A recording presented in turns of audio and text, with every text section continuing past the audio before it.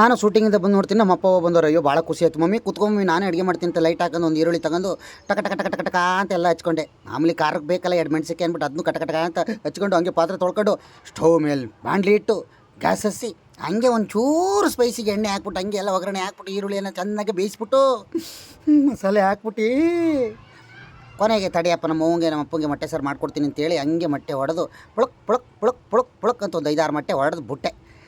ಏನು ಕೊತ ಅಂತ ಕುದೀತಾ ಇದೆ ಮೊಟ್ಟೆ ಸಾರು. ಆಹಾ ಘಮ ಘಮ ಅಂತ ಅದೇ. ನಮ್ಮಪ್ಪ ನಮ್ಮವ್ವ ಕೂರ್ಸ್ಕೊಂಡವ ಒಂಚೂರು ಅನ್ನ ಇಕ್ತೀನಿ ನೀರು ಅಂದ್ಬಿಟ್ಟಿದ್ದೆ. ಮೊಟ್ಟೆ ಸಾರು ಅನ್ನ ತಂದು ಎಲ್ಲ ನೀಟಾಗಿ ಜೋಡಿಸ್ಕೊಂಡೆ. ನಮ್ಮಪ್ಪನ ಖುಷಿ, ನನ್ನ ಮಗನ ಕೈಲಿ ಅನ್ನ ತಿಂತವನಲ್ಲಪ್ಪೋ ಅಂತ ಅನ್ನ ಹಾಕ್ಬಿಟ್ಟು ಹಂಗೆ ಮೊಟ್ಟೆ ಸಾರ ಮೇಲಿಂದ ಮೇಲಕ್ಕೆ ನಮ್ಮ ಅಪ್ಪಂಗೆ ಬಡಿಸ್ದೆ. ಖುಷಿ ಪಟ್ಟಿದ್ರು. ನಮ್ಮವ್ವ ತಿಂತು, ನಮ್ಮಪ್ಪ ತಿಂತು. ಆನಂದ ಬಾಷ್ಪ ನನಗೆ ತಡೆಯೋಕ್ಕಾಗಲಿಲ್ಲ. ನೀವು ಊಟ ಮಾಡ್ತಾಯಿರಿ ಅಂದ್ಬಿಟ್ಟು ಹಳದಾದ್ರೆ ರೂಮಲ್ಲಿ ಹಳನ ಅಂತ ರೂಮ್ ಒಳಿಗೆ ಹೋದೆ.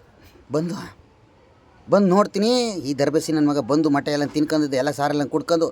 ಆಮೇಲೆ ಗೊತ್ತಾಯಿತು ನಾನು ಮಾಡಿದ ಮೊಟ್ಟೆ ಸಾರು ತಿಂದ್ಬಿಟ್ಟು ನಮ್ಮಪ್ಪ ನಮ್ಮವ್ವ ಬಾತ್ರೂಮಿಂದ ಸೋಫಾದಿಂದ ಬಾತ್ರೂಮ್ಗೆ ಓಡಾಡ್ತಾವ್ರೆ ಅಂತ. ಅಯ್ಯೋ ಯಾಕಾದರೂ ಮಾಡಿದ್ನು ಮೊಟ್ಟೆ ಸಾರು ಅನ್ನಿಸ್ಬಿಡ್ತು ನೋಡಿ. ಸುಸ್ತಾಗಿ ಬಿದ್ದೋದ್ರು. ಕೊನೆಗೆ ಮೊಟ್ಟೆ ಸಾರಿಗೆ ಬೇಡ ನಿನ್ನ ಸವಾಸ ಬೇಡ ಅಂದರು. ತಡಿ ಇವರೇ ಹಿಂಗಾಗವ್ರೆ, ಈ ನನ್ನ ಮಗ ಎಲ್ಲೋದ ಅಂತ ನೋಡಿದೆ. ಅಯ್ಯೋ ಇವನ್ನೆಲ್ಲ ತಿಂದ್ಬಿಟ್ಟು ಮೊಟ್ಟೆ ಇರಲಿ